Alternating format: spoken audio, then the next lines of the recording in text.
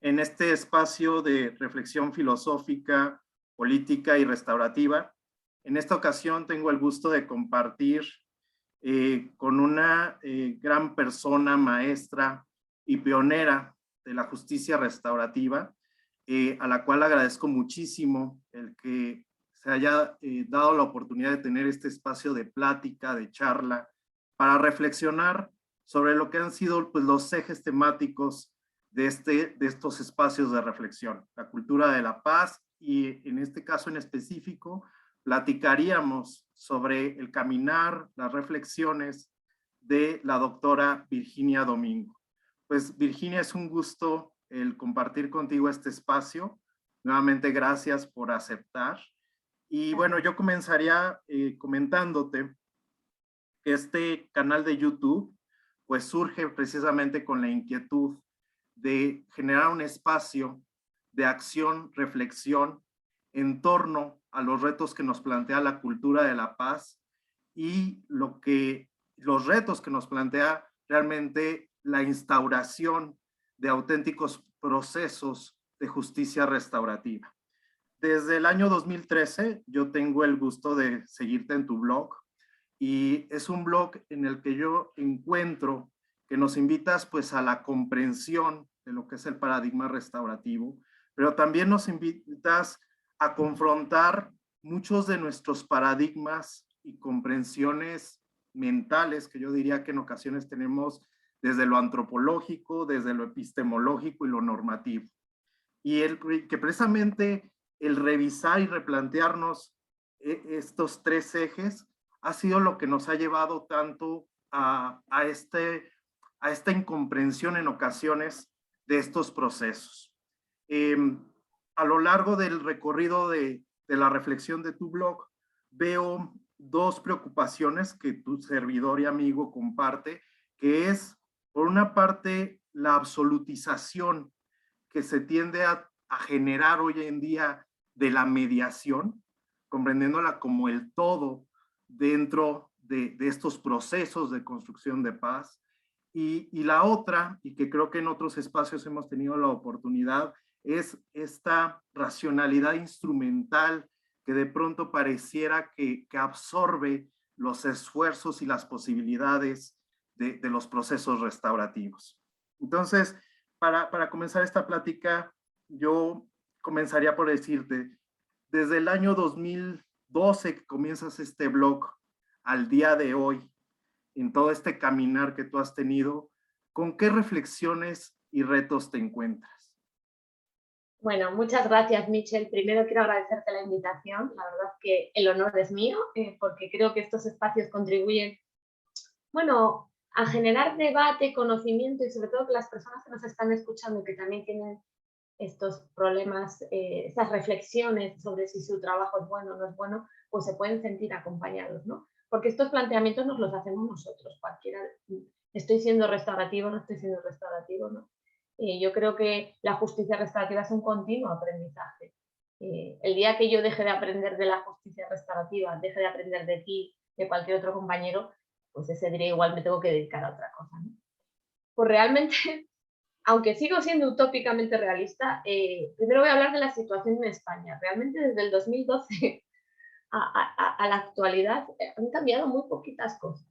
Ha cambiado algo muy interesante. Ha pasado de no hablarse de justicia restaurativa a ser una palabra de moda. Esto yo pensé que era bueno, pero el problema, la reflexión es que ahora todo es justicia restaurativa. Entonces yo siempre digo, hay muchas otras herramientas que contribuyen a la pacificación, que no son justicia restaurativa, pero por eso no son malas. No podemos empezar a calificar todo como justicia restaurativa. Entonces mi reflexión es esa, ¿no? Que hemos empezado un poco a perder la brújula de lo que es la justicia restaurativa. Y mi otra reflexión es que sí que se ha avanzado, cada día hay más profesionales comprometidos. Quizá deberíamos estar más en contacto precisamente para compartir estos miedos, estas dudas, estas inquietudes, y por eso alabo tu invitación, ¿no? ¿Nos queda todavía reto? Pues sí, nos queda el reto de no burocratizar la justicia restaurativa. Tenemos, al menos yo me voy a referir al ámbito penal, que es al que me dedico, ¿no? Tenemos un sistema penal que para bien o para mal, y penitenciario es el que existe, burocrático, rígido, frío. Y tenemos una justicia restaurativa que es flexible, humana, individualizada, adaptada a cada caso concreto. Entonces yo lo que estoy viendo, y es un reto, que se quiere generar muchos protocolos con plazos muy rígidos, y eso quita los beneficios intrínsecos que tiene la justicia restaurativa. Entonces el reto es no dejarnos guiar por esa mente que sobre todo tenemos los del mundo del derecho de querer todo regularlo, ponerlo específico tantos meses para que la víctima decida participar. Claro, a mí eso siempre me ha perturbado porque podemos tener una víctima que necesita un mes para decidir participar o necesita un año, ¿no? Ahí sí que en México sois un ejemplo porque, bueno, al menos la ley de adolescentes está bastante bien hecha en ese sentido, ¿no? Creo que habla de 6 meses, los plazos, creo que son equilibrados. Pero aún así, el reto es ese, ¿no? No pervertir los beneficios intentando convertir a la justicia restaurativa en una suerte de derecho penal o de un instrumento al servicio del derecho penal. Yo creo que son complementarios, no son instrumentales, ¿no? Eso sería el reto, ¿no? Que es lo que yo veo que está pasando ahora, ¿no? Y luego, pues, por último, y eso también me preocupa, un poco de ética en los profesionales. ¿A qué me refiero? Yo sé que hay gente que quiere ayudar, todos queremos ayudar y vemos a personas, pero como trabajamos con seres humanos, si no tenemos la formación adecuada, podemos causar muchos daños. Por eso yo siempre en el blog me preocupo por la formación. Igual que para ser mediador hay que tener formación, pues para ser facilitador de procesos restaurativos hay que tener. No te vale con una formación en mediación. Entonces, un poco eso, ¿no? Que quizá también es culpa igual del sistema, de que queremos hacer las cosas bien, queremos ayudar, pero sí que tenemos que ser un poco éticos. Me quedaría con esos retos sobre todo. Sí, totalmente. Fíjate que escuchándote, pues me vienen muchas reflexiones también de lo que ha sido mi caminar como facilitador de estos procesos.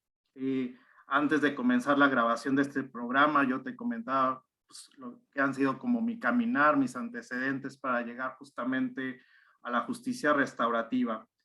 Y algo que compartía contigo es que yo vengo de la profesión del derecho igual que tú.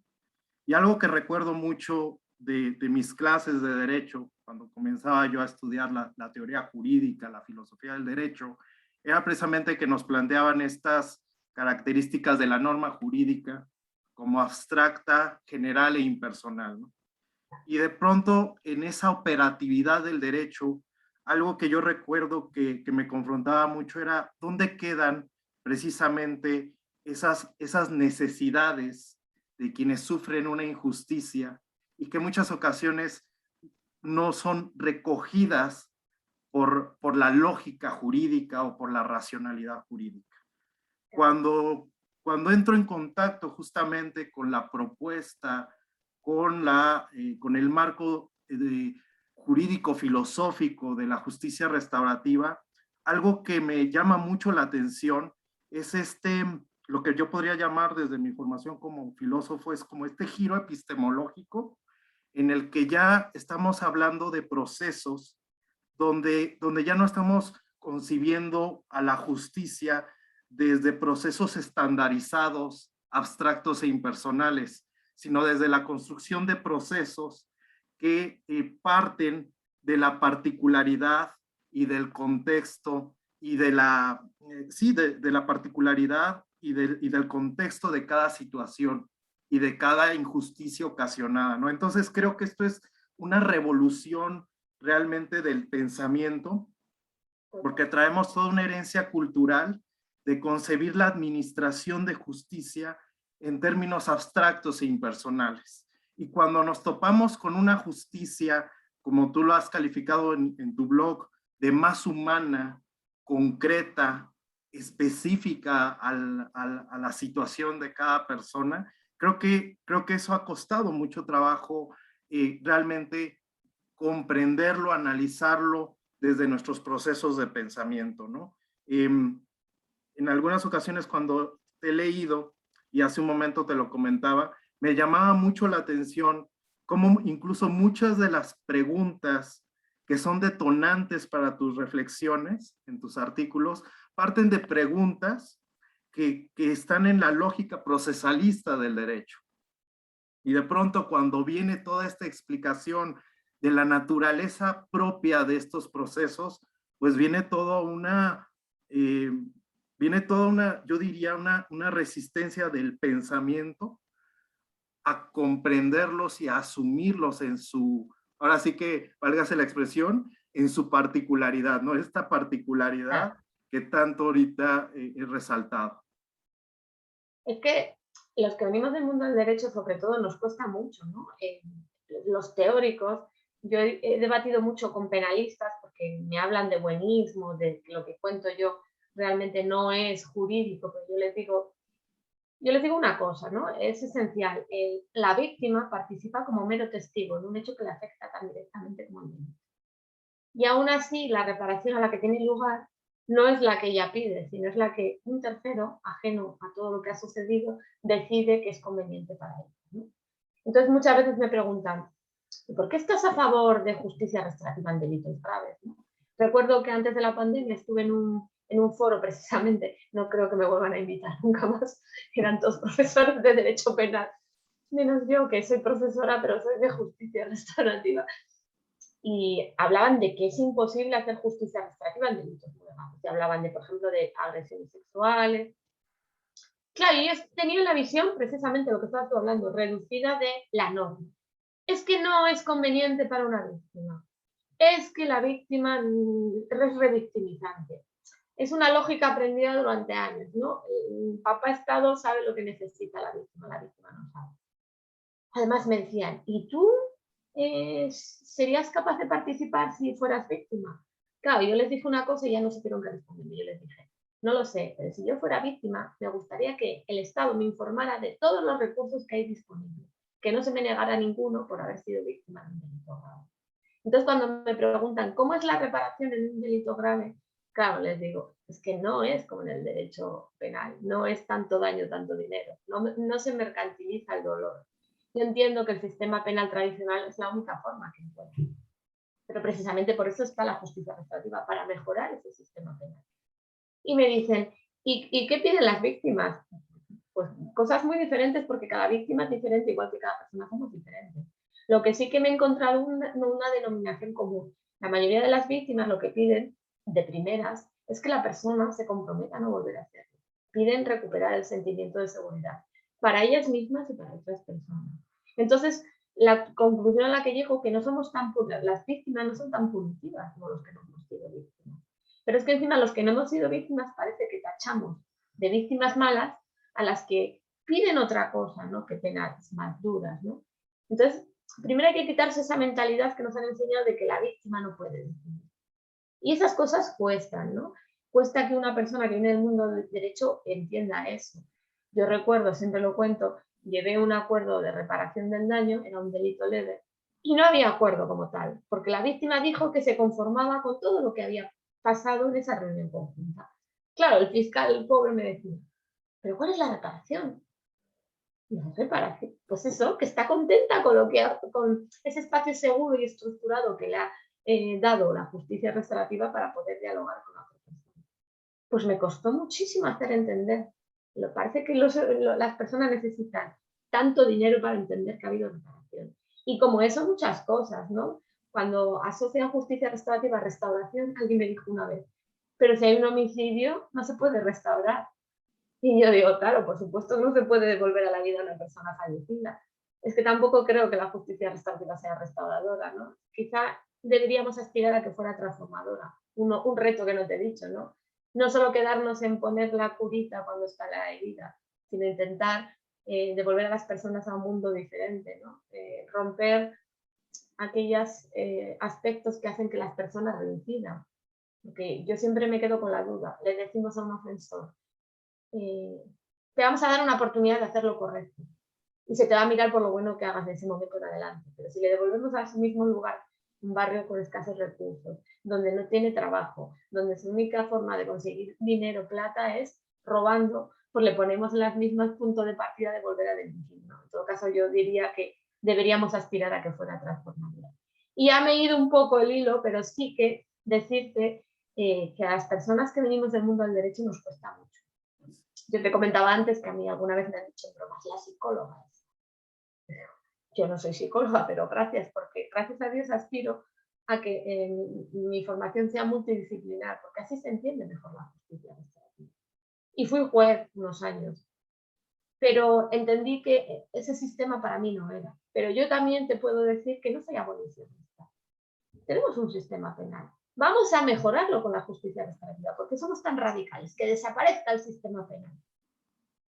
Y quedaría la justicia restaurativa y la convertiríamos en una suerte de derecho penal. Porque los seres humanos somos así, necesitamos muchos protocolos como para sentirnos seguros, ¿no? Y como la justicia restaurativa tiene cierta flexibilidad, aunque sí que tiene una estructura, pues lo llenaríamos de protocolos. Entonces, ¿para qué vamos a hacer desaparecer el sistema penal?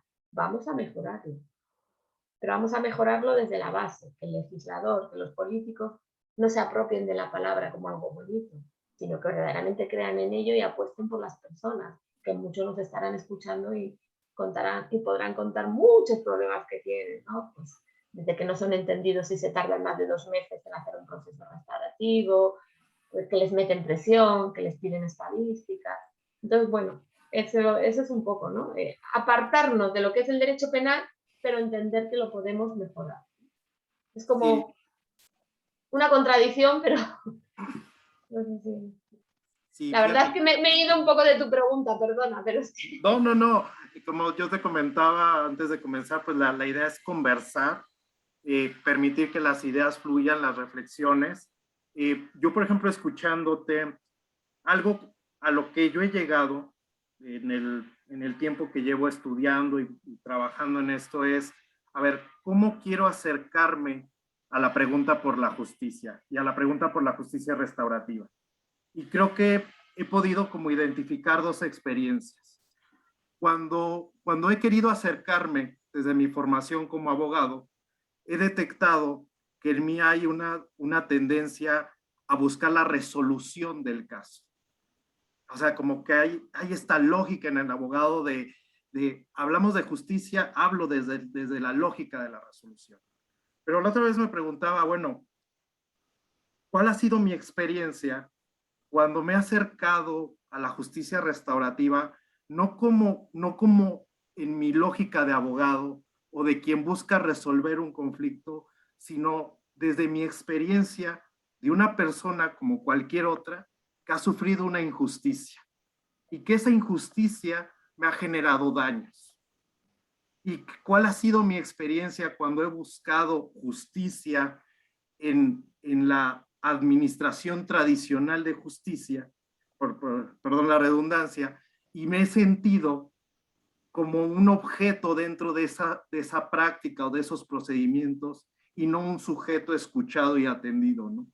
Y entonces me he dado cuenta mucho que quizá si empezáramos a preguntarnos más por la justicia restaurativa desde la experiencia de la injusticia y esa injusticia que genera daños, incluso a lo mejor podríamos ver que más allá de ser una propuesta que nos pone un procedimiento, nos propone un camino, y el acompañar un camino de una persona que ha sufrido una injusticia y de cómo en ese camino lo que se va construyendo es comprensión, empatía, escucha, resignificación, y mucho esto que tú has comentado, ¿no? Esta pedagogía de pasar de víctima a superviviente. Totalmente, mira, creo que estamos conectados por lo que has dicho, porque yo siempre nombro varias definiciones de justicia restaurativa, pero creo que no hay ninguna buena, porque ninguna se acomoda a la realidad de las personas que participan. Porque como cada persona es diferente, cada persona va a tener una idea de la justicia restaurativa diferente. Entonces el otro día yo decía, sería interesantísimo que cada participante le preguntáramos qué es para él justicia restaurativa, cada persona que acude, ¿no? Porque íbamos a tener unas definiciones tan ricas, tan potentes, que creo que nos abrirían los ojos mucho a los que trabajamos y a los que no creen, ¿no? Yo solo lo he preguntado a una persona y me dijo un ofensor, me dijo, la justicia restaurativa es como las bolsitas de té. Si las metes en el agua y te lo quieres beber sin esperar el tiempo oportuno, no tiene sabor. Pero si las dejas reposar, adquiere todo su sabor y todo su sentido, ¿no? Entonces me maravillé porque fue así como les dije, que es para vosotros, ¿no? Entonces me quedé pensando que realmente es un poco injusto que queramos definir nosotros la justicia restaurativa. La debieran definir ellos. Y lo otro que decías es muy interesante porque efectivamente, pero es que además voy más allá. Nos gusta resolver el conflicto y si podemos dar consejos, mejor. ¿Cuánto nos cuesta no dar consejos? Además es que yo me ¿veis? Todos cometen... la práctica es un mundo, pero aún así es inevitable tener pensamientos, ¿no? Y a veces estás pensando, pero no lo ven lo fácil que sería llegar a un acuerdo. Y me digo a mí misma, pero tú cállate, que tú no eres la importante, que la importante son ellos, ¿no? Son las personas que acuden a ti. Entonces, para un abogado es muy complicado. Por eso, la mayoría de las veces los abogados entienden, cada día hay más abogados afortunadamente con formación en justicia restaurativa. Yo diría más bien catedráticos, profesores de derecho penal, ¿no? Que son los que más rígidos son. Al menos en España son los que más me he encontrado así. Entienden que la justicia restaurativa sería para delitos leves, alternativa, un acuerdo rápido, agilizar los juzgados. Yo discutía mucho con mi director de tesis porque me decía, ¿pero por qué dices que no sirve para agilizar los juzgados? Pues porque no sirve siempre. Es que lo que los juzgados tardan años en resolver, ¿crees que lo vamos a resolver en 2 días? Puede que agilice el juzgado en un delito muy leve. Ojo, con los delitos leves. Que yo siempre digo, ¿cómo se nota que no tienen práctica y solo teoría? Los delitos leves son muy complicados, porque nadie tiene el rol de víctima y de ofensor, todos tienen el rol de víctima. Entonces, sacar a las personas, hablo por ejemplo de, a nosotros nos llega mucho problemas de vecinos que al final acaban en delito. Pues, por ejemplo, hay mala convivencia que se debió gestionar por mediación y nunca se hizo, y al final acaban pegándose y llega al juzgado en forma de delito. Esos de delito menor, esos delitos menores dan mucho más trabajo porque todos son víctimas, nadie quiere asumir su parte de responsabilidad. Entonces, yo siempre les digo, mucho cuidado con lo que decís, que en delitos leves, alternativa. Entonces, claro, por eso yo siempre las personas son cerradas en ese sentido, no salen de la lógica de delitos leves, es una justicia alternativa. Gracias a Dios, en eso sí que hemos avanzado y ya se empieza a contemplar como un complemento, ¿no? Ya se habla por políticos, al menos en España, en todos los lugares más o menos, pero sí que todavía queda ese pozo de decir, y agiliza los juzgados, que no surgió para mejorar la calidad de vida de los profesionales de la justicia, surgió para que el ciudadano tenga una visión mejor de lo que es la justicia. Que eso habría que decirse a los políticos, que piensan que penas más duras venden mucho, al menos en España. El populismo punitivo es muy interesante, ¿no? Yo siempre les digo, igual vende más votos el hecho de que un ciudadano se esté satisfecho con el sistema de justicia que le subas las penas, ¿no? Pero bueno, eso les cuesta entenderlo bastante. Y fíjate que yo creo que cuando yo comencé a seguir tu blog, te digo que estaba trabajando en el acompañamiento de procesos comunitarios y comencé a desarrollar una tesis precisamente de reflexión filosófica de la justicia restaurativa. Cuando presenté mi tesis, me acuerdo que uno de mis maestros, el que precisamente me dio teoría de la justicia, quedó fascinado con la propuesta y con el acercarse a la mirada de la justicia restaurativa. Y una de las cosas que él sí me puntualizó al momento de presentar mi trabajo de investigación es, me parece muy interesante, que puede dar muchísimo fruto para la reflexión de la justicia, todo este planteamiento. Dice, pero hay algo que me preocupa, dice, y es que, dice, es la presencia, él lo ponía así como en sus términos como de filósofo, ¿no? Él decía, como una presencia en la modernidad de una racionalidad instrumental que tiende como a apropiarse de todo aquello que viene como a tratarnos de mostrar otras alternativas o caminos.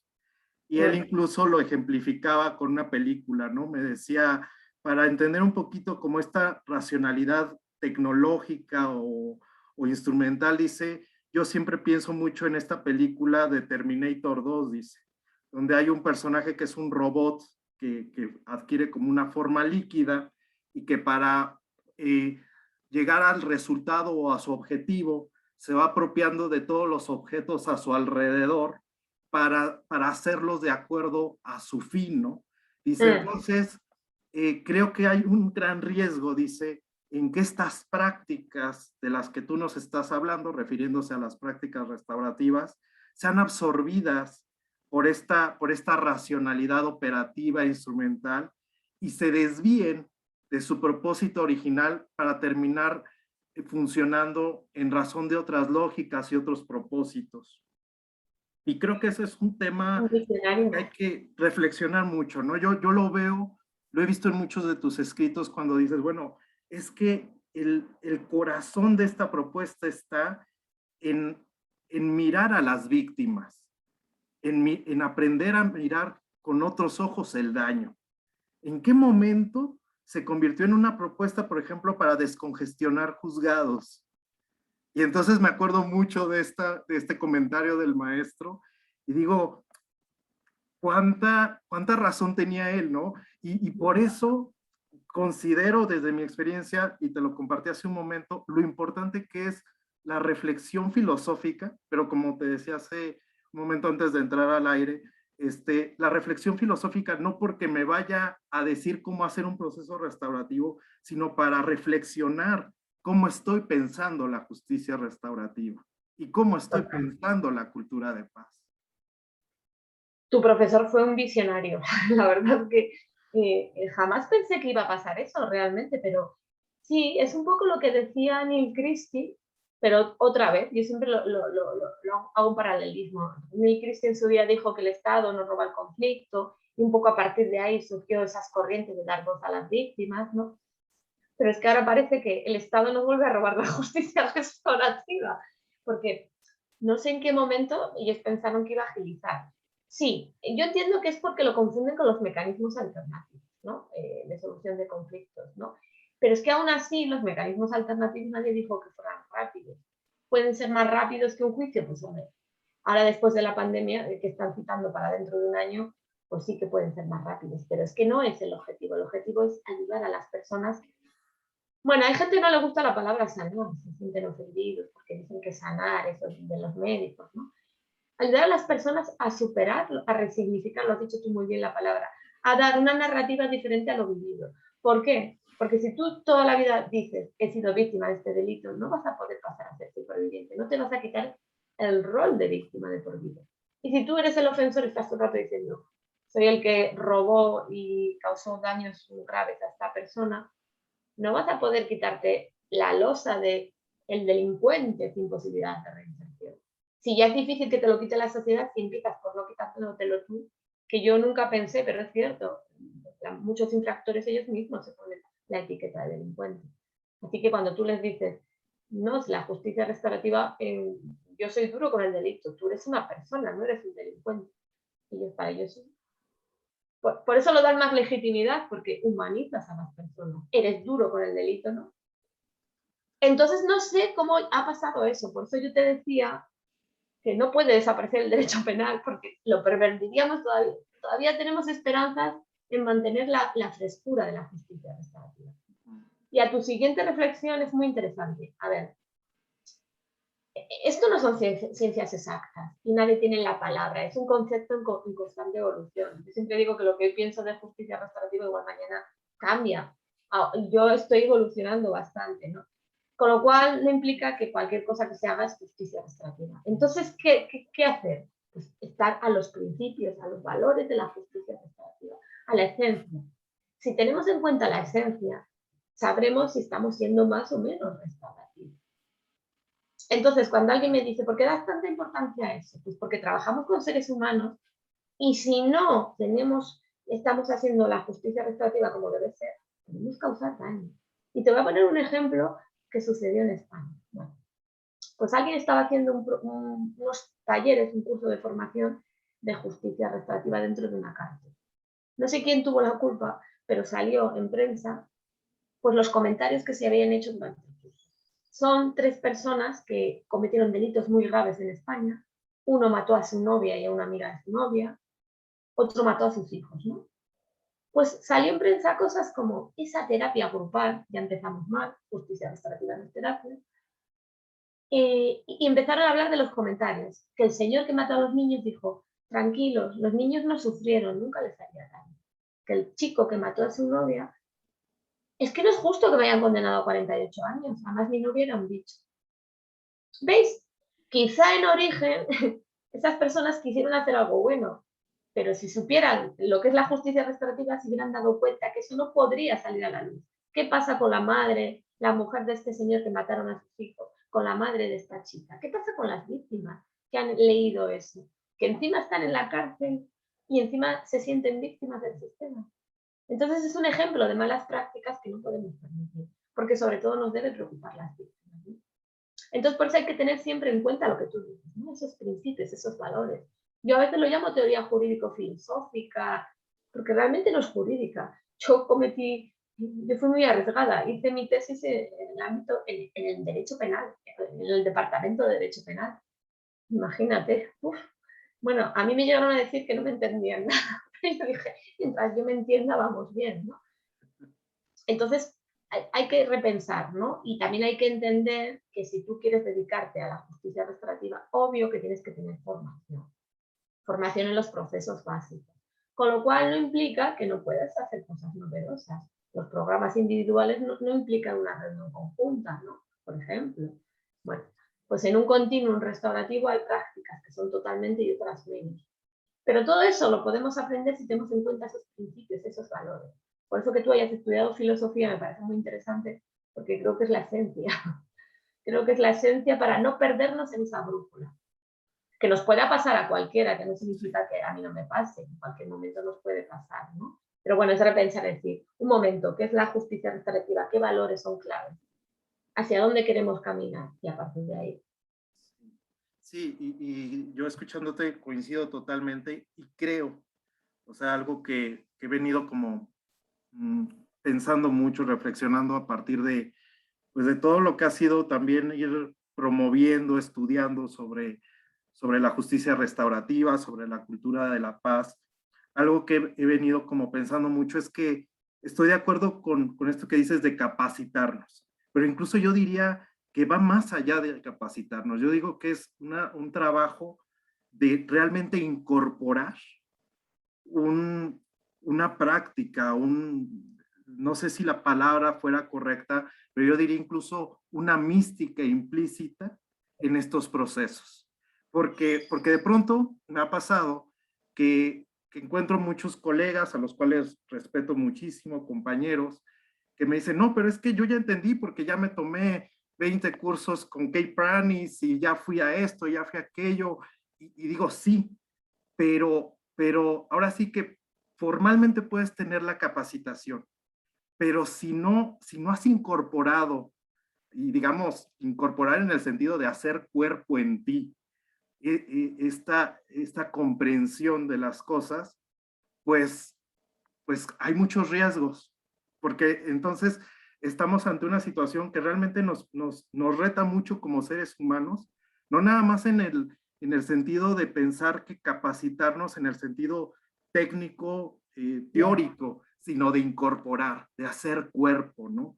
Y este hacer cuerpo, la propuesta, pues es interesante porque creo que nada más se va haciendo cuerpo en la medida en la que no dejas la reflexión o el estudio y en la medida en la que también no dejas la práctica. Exacto. Totalmente de acuerdo. Es que además me estaba viendo reflejada. Yo tengo un dicho, ¿no? Solo decir que si tú no incorporas esto, lo que es la esencia, casi como una forma de vida, no significa que seamos santos, que nadie lo entienda así, ¿eh? Los facilitadores tenemos vicios, chillamos a nuestra familia, no significa eso, pero sí que lo incorpores como algo inherente a ti. ¿Qué pasa? Que si no haces eso, puedes acabar burocratizando tus prácticas. Una vez alguna amiga me preguntaba, ¿y tú te pones nerviosa cada vez que tienes un asunto? Por supuesto que sí, seguro, claro. Y claro, ya lo veía como raro, yo le decía, es que el momento en que no te pongas nerviosa sospecha que algo está pasando. Eso es que no te importan las personas, ¿no? Claro, no somos un juez que tenemos las normas ahí y que más o menos sabes que las tienes que interpretar, pero que tampoco te dejan muchas más opciones. Es A o B. Generalmente es A. ¿No? Nosotros tenemos personas, aunque sea el mismo delito, son personas diferentes. Entonces es normal que nos pongamos nerviosos. Es normal que tengamos esa... Yo suelo hacer cuadernos de bitácoras. ¿Por qué? Porque todos cometemos errores, ¿no? Repaso, escribo y luego lo leo y digo, ay, pero ¿cómo has podido hacer esto? ¿Cómo has podido hacer lo otro? Es lo que nos permite mejorar, no solo en conocimientos, que siempre son buenos. Yo diría que, bueno, ya te he dicho que yo estoy haciendo otro curso, ¿no? Estrategias para la gestión del trauma y la resiliencia, y me decían, no tiene que ver con justicia restaurativa. Exacto, es lo que digo yo. A ver, no todo es justicia restaurativa, pero tú puedes tener herramientas en tu mochila que puedes aplicar con enfoque restaurativo. Y en este caso, entender cómo gestionar el trauma es súper importante en justicia restaurativa.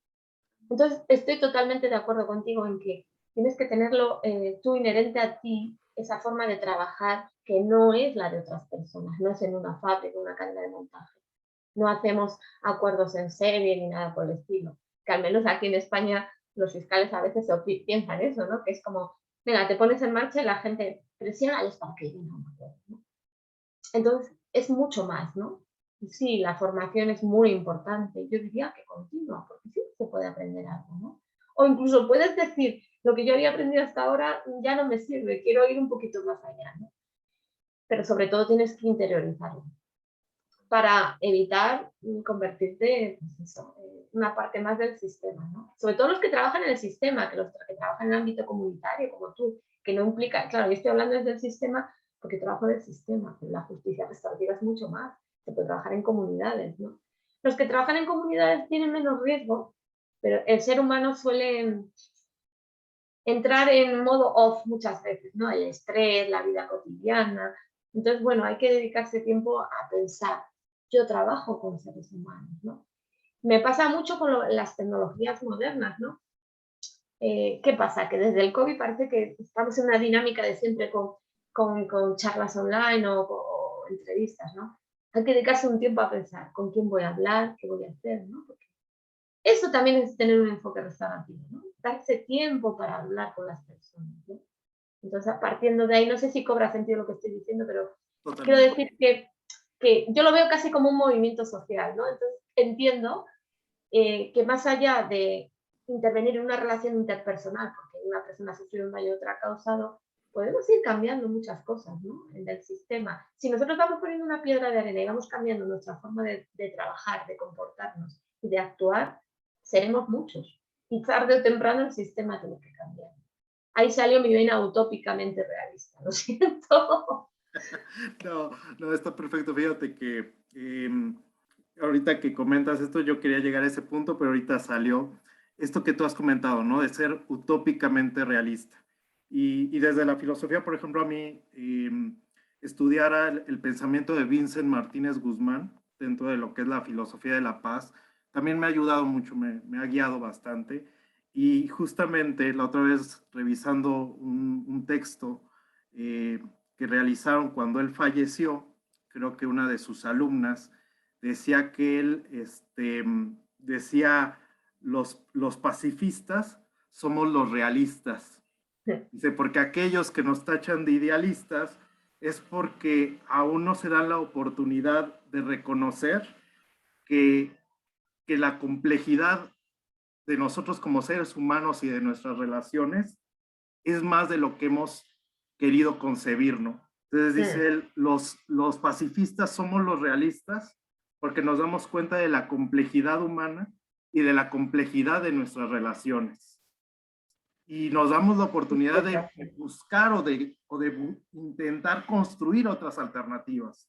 Dice, porque decía la alumna de Vincent Martínez Guzmán, si no buscamos esas alternativas, estamos perpetuando la injusticia y estamos perpetuando la marginación.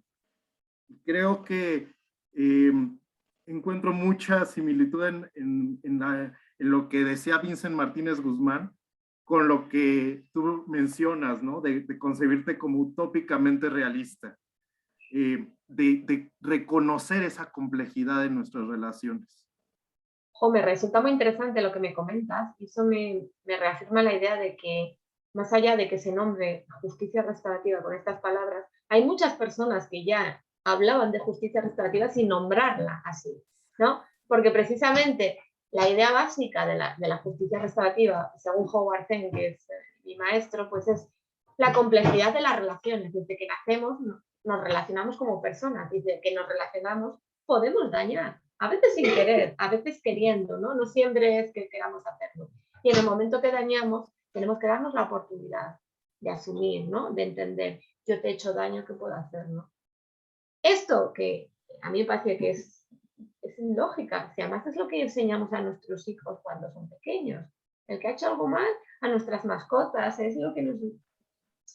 Es un poco algo lógico, algo, es sentido común, ¿no? Yo a veces digo, la justicia del sentido común, ¿no? Porque al fin y al cabo es eso, ¿no? Pero hay gente que a mí es que una vez me llamaron utópica, ¿no? Esa es utopía, o eso es buenísimo. Y entonces yo me empecé a buscar, ¿qué es utopía? Y me encontré por ahí un vídeo de Eduardo Galeano que le atribuyen esa frase, pero él dice que no. Claro, y hablaba de que la utopía está en el horizonte, yo avanzo y ella avanza. Entonces, ¿para qué sirve la utopía? Le dijeron, pues para avanzar.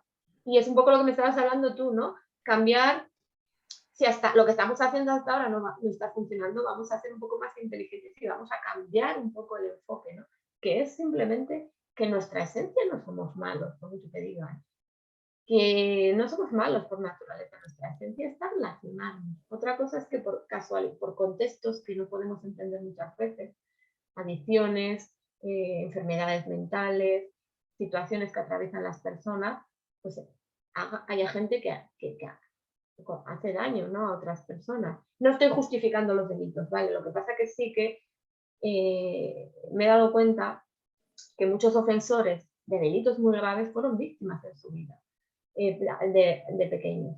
Todo trauma que no se cura se transfiere, ¿no? Y cómo a veces las personas que no curan ese trauma se hacen daño a sí mismos y otras hacen daño a los demás. Y yo eso pensé que era teórico, pero lo he vivido. Nosotros en el programa, en la cárcel, tenemos a una persona, él era un niño maltratado, vio con él, su madre, sus hermanos, hasta el punto que él nunca se quiere llamar ni por su nombre ni por su apellido, porque para su desgracia tiene el mismo nombre y apellido que su padre, pero está en la cárcel por el mismo delito, maltrato. Entonces, él un día se autocuestionaba y decía, ¿cómo puede ser que esté yo aquí por lo que siempre he repudiado de mi padre, ¿no? Entonces, esas cosas hay que entenderlas, entender el contexto de las personas para saber cómo pueden progresar. Y, por supuesto que aunque tú les ayudes, si ellos no quieren cambiar, no va a ser posible, ¿no? Que esa es otra cuestión que me dicen. ¿Tú crees que todos son reinsertables?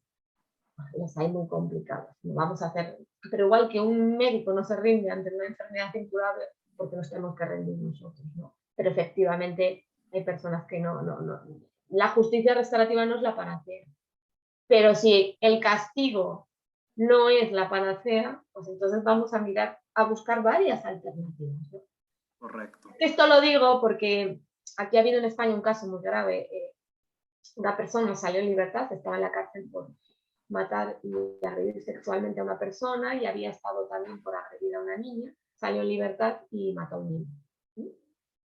Entonces ya empezaron la vena populista, no hay reinserción, que se pudran en la cárcel, y yo decía, bueno, esto me cuesta que me bloqueen en Facebook y todo. Bueno, que no soy buenísimo, que sí, es muy difícil la reinserción, pero vamos a buscar alternativas, vamos a buscar programas de justicia restaurativa que trabajen con agresores sexuales cuando salen de la cárcel. Los hay en Canadá, círculos de apoyo y responsabilización. Vamos a buscar generar entre todos como comunidad qué podemos hacer, ¿no? ¿Que es la panacea? No, pero si solo la cárcel nos está matando igual, vamos a buscar alternativas. Porque la otra solución sería crear una cárcel gigante y no dejarle salir, pero eso tampoco es productivo para nosotros como sociedad. Tenemos gente manteniéndola, no siendo productiva, sintiéndose víctima del sistema, y que muchos de ellos podrían aportar algo productivo si les damos una oportunidad. ¿Que todos no la van a tomar? Por supuesto, pero la mayoría nos sorprendería que sí, pero bueno. Sí, no, totalmente, y creo que pues algo que es como para continuarlo reflexionando, para continuar avanzando, es esto que decías, no es la panacea. Y creo que eso es una gran lección que nos está dando la justicia restaurativa también como humanidad, porque es precisamente como darnos cuenta que de pronto podemos traer como una lógica de pensamiento donde queremos encontrar como la fórmula mágica o universal que dé respuesta a todas las injusticias, ¿no? Y al final es como descubrir que no es la panacea, como tú dices, o la respuesta absoluta, es un camino que se está descubriendo para humanizar la justicia, para humanizar los procesos ante la injusticia, pero tener muy claro esto, ¿no? O sea, no absolutizar o no construir panaceas, ya sea de la justicia restaurativa o como lo estamos presenciando actualmente a través de una de sus herramientas, que es la mediación, sino el que verdaderamente este paradigma de justicia, creo que a lo que nos invita es a continuar pensando y reflexionando y a confrontar nuestras propias prácticas de justicia, no dejarlas de confrontar para acercarnos a una justicia más humana, más cercana al sufrimiento, ¿no? que genera la injusticia. Claro, es que tenemos que saber adaptarnos, ¿no? Yo siempre digo que el Sí, límite está, a ver, no perder la brújula de la justicia restaurativa, pero un poco la imaginación, ¿no? Es decir, cómo llegar a donde no se ha llegado hasta ahora, qué podemos hacer nosotros, cómo aportar el granito de arena. Yo te daba el ejemplo de los círculos de apoyo, pero hay muchos más ejemplos. Parece que solo nos salimos de A o B o C. Hubo un tiempo que en España fue la mediación penal, ahora parece que todos son círculos. Hasta el punto que he llegado a decir, oigan, que por sentar a las personas en círculo no implica que se esté haciendo un círculo, porque también ha pasado, que dicen que hacen un círculo porque le sientan en círculo. Y me decían, ¿y por qué los notas que no están haciendo un círculo? Bueno, pues porque está uno de pie dando una charla, los demás están alrededor sentados en círculo, o están en una charla, ¿no? Entonces, tener la mente abierta, pero también ser conscientes de qué herramientas hay y cómo podemos modificarlas y adaptarlas a la realidad. Y sobre todo seguir pensando que aunque no es la panacea, es una oportunidad, ¿no? Que no va a ser cuantitativa, al menos igual no lo veremos nosotros, quizá dentro de unos años lo vean los nietos. De momento será cualitativa, pero yo es que creo que cualitativa nos viene bien, ¿no? ¿Y por qué digo esto? Estábamos dando unas charlas en la cárcel de Burgos, charlas, no curso, no programa. Una cosa son charlas y otra es programa. Y alguien me preguntó, uno de ellos, un interno, ¿y tú por qué te dedicas a la justicia restaurativa? Dice, he sido juez. Porque soy egoísta, les dije, se quedó así. Mira, te lo voy a explicar de una forma que lo vas a entender. Yo no quiero convertirme en víctima. Y como no quiero convertirme en víctima, sé que es más probable que no me convierta en víctima si tú, cuando salgas de prisión, no quieres volver a delinquir, porque entiendes el impacto de tus acciones. Bueno, pues se quedaron con la boca abierta todos, no supieron qué decir, ¿no? Pero es así, también es un poco pensar en nosotros, porque yo siempre digo que somos muy injustos cuando decimos 30 años de prisión, vale. Y yo digo, qué mal queremos a las generaciones futuras, 30 años, y cuando salgan, pasamos el problema a los que vienen. Yo no lo voy a sufrir, este asesino o esta persona que mató a esta persona, yo no lo voy a sufrir, pero lo van a sufrir nuestros nietos, ¿no? Entonces, ¿qué queremos? ¿Que salgan reinsertados o que no? Pues vamos a ver todas las posibilidades. Justicia restaurativa en los centros penitenciarios, como complemento a los tratamientos, ¿no? Hay muchas posibilidades. Es que siempre vemos lo de en la fase de instrucción como alternativa al juicio. Hay muchas cosas más. sí. Vosotros sí que creo que está contemplado, tenéis una ley de adolescentes que contempla en ejecución. Nosotros todavía no. O sea que sí que se está haciendo en adultos, en penitenciarios, pero en adolescentes no. Entonces, bueno, hace falta entender eso, ¿no? Una mente abierta para poder irnos adaptando. O con la comunidad. ¿Cómo preparamos a esta comunidad que sabe que una persona que está en prisión va a volver a su comunidad y que puede tener miedo, porque es lógico, ¿no? ¿Qué necesidades tienen como comunidad? ¿No? Entonces, que eso de solo la víctima, solo el ofensor o solo los círculos, hay muchas cosas más. Obvio que los círculos es la herramienta pues, más versátil, la que nos permite trabajar solo con grupo de ofensores, solo con víctimas, solo con comunidad, pero hay muchas más cosas que se pueden hacer. ¿No? Totalmente, no, totalmente. Y creo que sí, yo he notado también mucho esto, por ejemplo, de esta tendencia, como decíamos, a instrumentalizar, ¿no? Y como decir, ya lo senté en círculo, ya están haciendo círculo, pero es precisamente construir la lógica de la circularidad entre las personas. Y eso es un trabajo, eso es un proceso de construcción que, como tú lo has comentado a lo largo de esta conversación tan rica y que te agradezco mucho, pues requiere capacitarnos, requiere incorporar una filosofía. Y bueno, creo que pues nos reta muchísimo todo lo que estamos descubriendo y encontrando a partir de estos paradigmas, nos retan mucho como humanidad. Y pero me da mucho gusto, te puedo compartir, que me da mucho gusto encontrar estos espacios de resonancia con compañeras, con compañeros como tú, porque veo pues que tenemos el deseo, tenemos el entusiasmo, la convicción de continuar pues apostando y colaborando, porque esto cada vez se vaya quizá aclarando, comprendiendo de una mejor manera, no para beneficio de nosotros, sino para beneficio pues de una justicia más humana y como tú siempre lo has puesto, ¿no? En el centro a las víctimas de los daños y y yo por ejemplo algo con lo que me quedo en mi experiencia como facilitador de estos procesos es esta metáfora, ¿no? Que incluso en algún momento creo que tú también la has referido de la vasija japonesa, ¿no? Que se rompe y se reconstruye, incluso se transforma.